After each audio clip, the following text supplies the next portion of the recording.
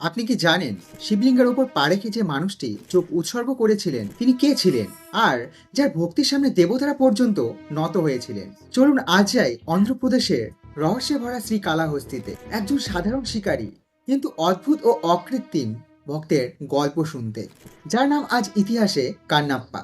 তার নাম ছিল তিন্না, ছিলেন জঙ্গলের মানুষ। শাস্ত্র বিধিরীতি তিনি কিছুই জানতেন না, আর হৃদয় ছিল শিশুর মতো সরল। একদিন শিকার করতে গিয়ে তার নজরে পড়ল নির্জন নিঃশব্দ একটি শিবলিঙ্গ। তিনি না ভাবলেন, এ তো আমারই প্রভু, একা বসে আছেন, নিশ্চয়ই ক্ষুধার্ত তিনি। আর এই ভাবনা থেকে জন্ম নিয়েছিল তার অবিচল অকৃত্রিম ভক্তি। তিনি দিনভর শিকার করতেন, আর রাত নামলেই অন্ধকার গহ্বর ভেদ করে সে ছুটে আসতো সেই শিবলিঙ্গের কাছে। নদী থেকে মুখে করে জল এনে তিনি স্নান করাতো, আর নিজে শিকার করা সেরা মাংস টুকরোটি তিনি ভোগ হিসেবে নিবেদন করত। আর পরদিন সকালে পুরোহিত এসে দেখতেন মাংসের টুকরো, আর পুরোহিত ভাবতেন কে এমন অপবিত্র কাজ করেছে। একদিন ভগবানকে ডেকে তিনি ভগবানের কাছে মিনতি জানালেন। ভগবানকে বললেন, আমাকে দেখান এ কাজ কে করছে আপনার সাথে। আর সে রাতে পুরোহিতকে স্বপ্ন দেখালেন ভগবান শিব। সে বললেন, কাল লুকিয়ে দেখো, আমি তোমাকে প্রকৃত ভক্তকে চিনিয়ে দেব।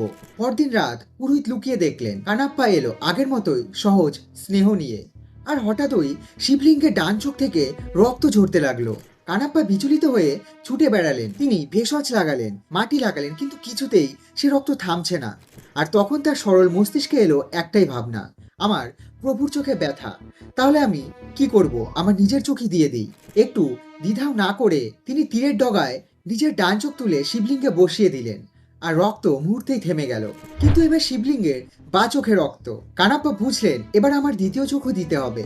কিন্তু সমস্যা, চোখ তুলে ফেললে দেখবেন কিভাবে? তখন তিনি তার পা শিবলিঙ্গে রেখে চোখের জায়গাটি চিহ্নিত করলেন, যাতে অন্ধ হয়ে তার চোখ লাগাতে ভুল না হয়। পুরোহিত স্তম্ভিত।